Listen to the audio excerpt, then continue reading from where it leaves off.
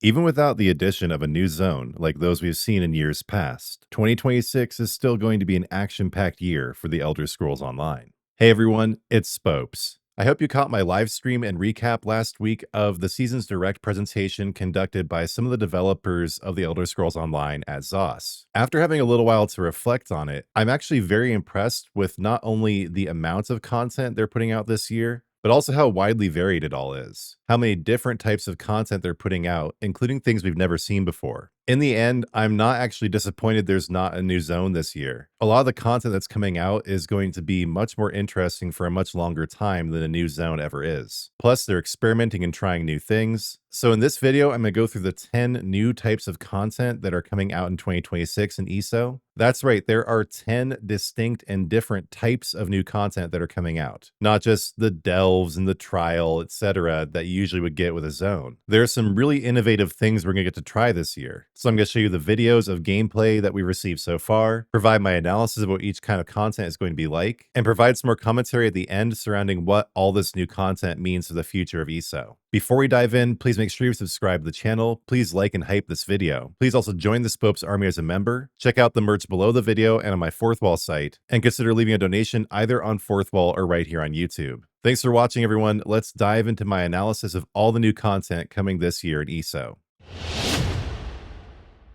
First off, we have the night market. We've known this is coming for quite some time, but we received some more details about it in the Season's Direct stream. This begins on April 28th and will last 7 weeks, though it will be coming back in the fall and might be a recurring zone over the years. They even mentioned they might make it permanent if there's enough demand. Basically, what you're going to find in the night market, which is in Fargrave, is more difficult group content, kind of like what you used to have in Craglorn in the early years of the game. It's not designed for solo play, but you also don't have to come in with a group, because each instance will have 12 players that can then just sort of work together, just sort of parallel play like toddlers on a playground. But even if you're just bumbling through it, you guys will figure it out somehow or another. There are 3 different factions, and there are also 3 different districts. And each district has a relic that you unlock to get into the other parts of the districts. There's also a home you're going to be able to unlock that is inside of the night market that you'll unlock more features for as you progress through this content. There are a bunch of different activities in each district aside from just killing monsters. And there are lots of cosmetic rewards, including new dyes. I'm going to be joining the Glittering Goad just because I want the dye from that faction. And at the end of the night market, you'll receive rewards based on how well your faction does. So the night market looks really cool, honestly. It finally clicked for me why they're not making it permanent right from the start, because there's so much else coming out this year. They don't want to drown it out with just the night market constantly being there. But they did mention they might make it permanent eventually depending on how it goes. But I think that's also a smart move because it might not be that popular. They'd have just another permanent addition to the game that no one wants to play. But I'll be definitely checking out to get the new cosmetic rewards. And it does look like it's going to be a lot of fun. So again, night market arrives in this season during Season 0 at the end of the month on April 28th. And will last for 7 weeks going on until mid-June. Something else that was revealed a while back, but was embellished upon in the Season's Direct livestream is the new Thieves Guild Questline. Now, I'll be honest, I was never really that into the Thieves Guild. The character of Quinn actually annoys me intensely, but there are some really cool things about this new content that I'm definitely going to enjoy. First and foremost, they are continuing the process of reskinning all of the Alliance zones. Finally, this began last year in the spring with all of the starter zones. So Betnik, Bleak Rock Isle, Canarthy's Roost, etc. But because the new Thieves Guild questline is taking place in Glenumbra, they're actually reskinning Glenumbra with the same treatment they gave the starter zones last year. That is honestly what I am most excited for with this whole Thieves Guild questline. But basically the story just follows Quinn's attempts to start a new Thieves Guild in Glenumbra while being bothered by this cartel that's trying to stop her from doing what she wants to do. There's going to be new places you can hide in, like in bushes and behind curtains. There's something called Somnol Powder that stuns NPCs. And probably what's most interesting me about this is they are releasing a new mythic that actually upgrades as you complete the quest line. So we don't know what this is going to look like exactly yet, but the idea of an upgradable mythic is really fascinating to me. And I can't wait to check it out based on that alone. The Oaken Soul, just like my wedding ring, is never coming off my finger, but that doesn't mean I'm not interested in new mythics as they come out. So the new Thieves Guild questline, along with most of the things I'm talking about here, if I don't specify otherwise, just assume that it's all coming out in Season 1, which will begin in July. So we still have a while to wait for this stuff, but I really think it's going to be worth the wait. We have a lot of new content coming. Next up, and this is more interesting to me based on the premise alone, is there's a new Sheogorath questline coming, also in Season 0. And it follows Sheogorath's very interesting choice to make himself into immortal. So I think the way this is going to work is he separates himself from his powers, but then his powers start acting on their own, people start trying to steal them, while Sheogorath just goes around attending cheese festivals, etc. It's going to consist of 6 different quests spread across Tamriel. I'm just assuming these will be located in places that have already been added to the base game, so that everyone's going to be able to play it. And we don't know too much about the rewards that are going to come with this quest line, but in my opinion, just seeing Sheogorath up to new antics after like 12 years is going to be reward enough. I'm really looking forward to checking this out when it does come out in Season 1. I generally like premises like this where an immortal, all-powerful being gives up their powers to try to become immortal. It should be some of the best narrative content we've had in the game in years.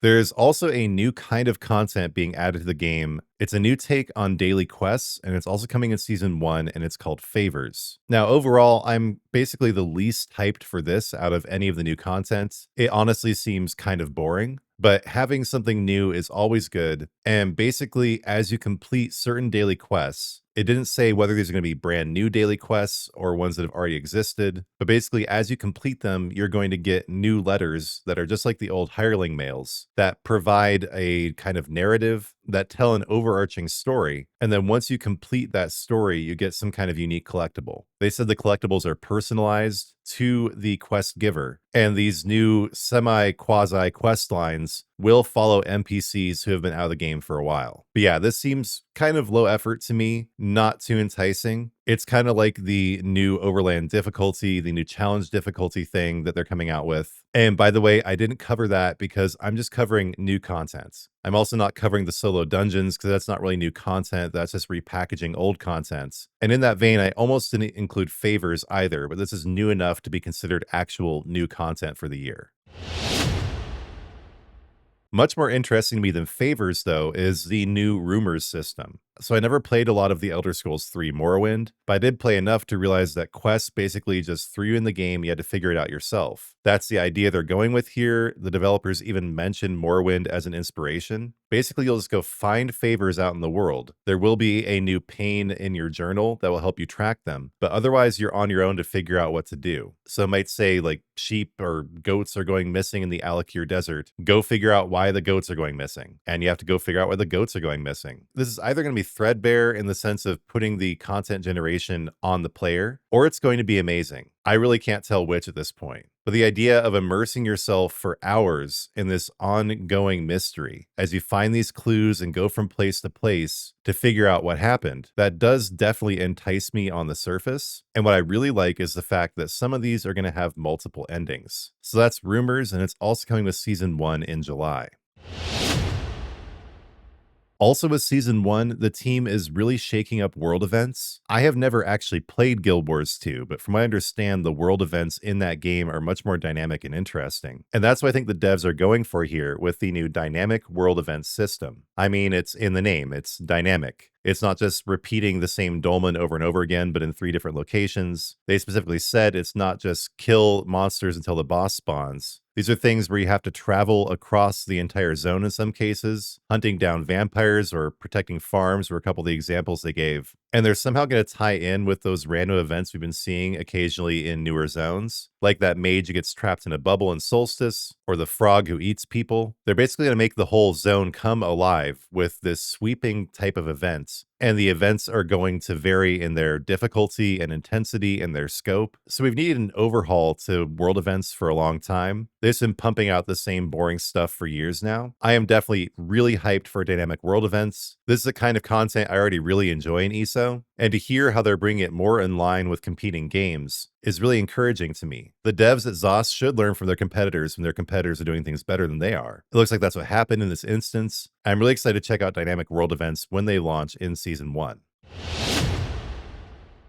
But honestly, what I'm even more hyped for than that is this brand new type of content called the Sage's Vault. This is going to be based entirely on puzzles and traps and traversal and sneaking. It's not about damage dealing whatsoever from what they said, but there are going to be 3 different wings. You're trying to find this Sage's lost treasures. Apparently, we're going to learn a lot more about what's really going on during the Thieves Guild Questline. But just the basic premise of you're going through these 3 separate wings that all have these different rooms in them, the order of which is procedurally generated. And also some of the elements in the rooms are also procedurally generated. This absolutely fascinates me. I'm generally not like a puzzle and traps kind of guy. There's something about the Sage's Vault that is really alluring to me. You're going to get all sorts of unique rewards. There's going to be a checkpoint system to get back to places you've already been to. And apparently the entire vault overall is just one big puzzle where you're completing the 3 separate wings to unlock some kind of mystery in the center. The Sage's Vault, more than really anything else in the reveal, is something that I feel like has basically endless replayability value. This is something people are going to keep doing for years and years to come. The fact they're putting this in the game instead of just like the usual shopping mall vending machine chewing gum that lasts 5 seconds and the flavor is gone, but to put something that really has some meat on its bones into the game shows me they really are investing in the long-term health of the game, not just trying to squeeze some more money out of it before it inevitably dies. They are legitimately doing CPR right now, trying to breathe life back into ESO. Maybe that's why I'm so hyped for the Sage's Vault, even though I don't really like puzzles. I like what it means for the future of the game. One last note about the Sage's Vault that I forgot to mention is you'll be able to access it with these new items called Nowhere Keys that you will find somehow out throughout the world. There's also what looks to be a limited time event coming in Season 1 called the High Seas of Tamriel. We've known since the January reveal stream this is going to feature naval combat, but what was just revealed is there's going to be undersea combat too. There's going to be underwater combat, underwater exploration, as well as battles on giant ships. Now, what I'm really hoping for is you're actually going to be able to take control of the ships and steer them. You'll be able to go man the cannons, aim them at enemy ships, but they didn't really reveal very much about the High Seas of Tamriel yet. We don't have very much to go off of. But just the fact that it's not only going to be ship battles, that it's also going to be underwater exploration, is just the kind of innovative stuff we need from the team at ZOS. This is going to be a brand new kind of event. Again, the High Seas of Tamriel coming in Season 1. It's also going to be the perfect summer event. It's going to have that kind of tropical vibe. I'm going to be going swimming a lot during the summer anyway, so it's going to tie in with my real life experience incredibly. So something kind of boring that we don't know much about yet before we get on to the most exciting part, at least in my opinion. There is a new trial being added to the game in Season 1 called the Crimson Veldt. This is going to be a base game trial, meaning it'll be available to all players whether or not you have any DLCs. And it has something to do with Hircine's hunting grounds. I don't think we know what zone it is in yet, but for people who like trials, it's exciting news. For people like me who don't really do trials, it's sort of meh. But we are getting a new trial, which does kind of fly in the face of the narrative that we're not getting the same kind of content this year we usually do. Sure, there aren't any new dungeons or anything like that. We are getting actually 2 new storylines. We're getting a whole bunch of innovative stuff that's never been done before, and we are getting a new trial this year. So again, it's called Crimson Veldt. It's coming in Season 0. Has something to do with Hircine, and we really don't know much more beyond that. Now, here's where things get really hype. If you've been following the channel for a while, you will know that a few months ago, I put the pieces together and came to the conclusion that Winterhold is going to be the next zone in ESO. At that point, all the signs were pointing to it coming out late in 2026, but the devs have since confirmed there will be no new zones in 2026. And now it's looking like, yes, Winterhold is going to be the next zone, and it's coming in 2027 at the beginning of the year, so probably in January. And over the rest of the video, I'm going to explain why I think Winterhold is coming and the new prologue content that is tying into it. So at the end of the year, in Season 2, there's going to be a new narrative beginning called Storms Over Skyrim. Now, just on the face of it, that sounds like the names they've given chapters in the past, which is telling me that some new big piece of narrative content is coming. But basically what's going to happen is these blizzards are going to start appearing over the existing areas of Skyrim we already have in the game. So Western Skyrim, the Reach, Eastmarch, and the Rift. And if you look at the map, right smack in between those is the area where Winterhold is. Some people have also mentioned Atmora as a possibility. I think that's a bit more far-fetched. I think we are getting Winterhold, and these new events are basically setting the stage for Winterhold to be coming. In the January reveal stream, Susan Kath mentioned what's going on in Winterhold. In this last season's direct stream, Jason Barnes did confirm they are working on a new zone. Nick Giacomini said we were right with our guesses after the January stream. They've confirmed that there is a new area coming that we've never seen in ESO before. And with all this stuff happening in Skyrim, it just has to be Winterhold. And these new Storms Over Skyrim world events really seem to be setting the stage for Winterhold to be added in the beginning of 2027. Yeah, we do know very little about what these new storms are going to entail, these blizzards. They're going to be going into existing areas of Skyrim with new weather dynamics, completing some kind of activity. And they did mention that the new zone, when it does come, is going to be what's called an excursion zone. We really can't figure out much just based on that wording alone. Some people have expressed hope that it'll be an AVA zone, meaning all versus all, meaning it'll be both PvE and PvP. My guess is going to be something a little bit different. We're going to be going in and performing rescue operations, recapturing cities, something like that. But really, at this point, it's anybody's guess. But just to be abundantly clear, the devs have confirmed a new zone is coming at the beginning of 2027. They've dropped tons of hints that it'll be Winterhold, and these new Storms Over Skyrim events do definitely seem to be tying into the new zone dropping. Thanks for watching, everyone. That is all of the actual new content that is coming this year. We do have challenge difficulty and solo dungeons coming. We have the werewolf rework, the warden rework, the sorcerer rework, and probably some weapon skill line reworks too. But none of that is exactly new content. I just wanted to cover all of the story and exploration content that's coming this year. And really, yeah, what I'm left with is the realization that there's actually a whole lot. It's kind of hard to directly compare, but I almost feel like we're getting more content this year than we used to get under the previous chapter model. I'm not just simping for ZOS by saying that. I'm trying to be as objective in my analysis as possible. As we saw with Solstice and the immediately preceding chapters, the tired old zone content was really getting thinner and thinner with each preceding year. There was less and less of it. The content that was there was lackluster. To borrow a Lord of the Rings metaphor, it was like butter stretched over too much bread. And now, to continue the metaphor, it seems like we're taking the ring to Mount Doom. We are entering into a new era in ESO that is completely different than what came before. It feels more dynamic. All these different bite-sized pieces of content that do tie into each other, but also stand on their own, that involve improvements to the base game, like the reskin of Glenumbra. So I'm honestly really stoked. There is going to be a lot here for us to explore in 2026. And in the comments, do let me know what you're most excited for, whether you feel like there's more or less content this year compared to previous years, whether you think this does mark a new chapter in ESO's history, or whether it's just more of the same. Also comment with your feedback on how I presented the information, any information you'd like to share with other viewers. Don't be shy, comments away. And before you go, please remember to subscribe to the channel, please like and hype the video, and consider supporting me by becoming a member, picking up some merch, or leaving a donation. And now, as always, we're going to finish up the video with a prayer to my Lord and Savior, Jesus Christ.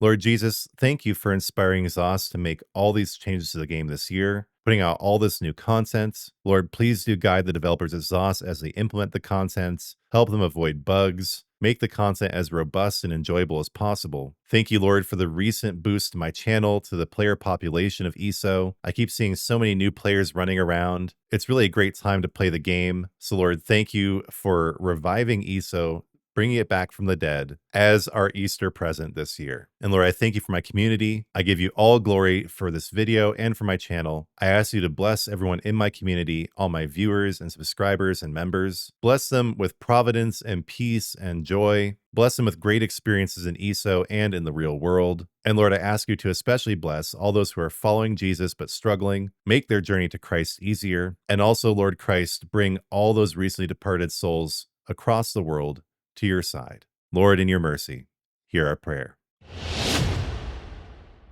Thanks again for watching, everyone. Please don't forget to comment. Also do like, hype, and subscribe. And when you do subscribe, don't forget to turn on notifications, because I'll be back soon with new content.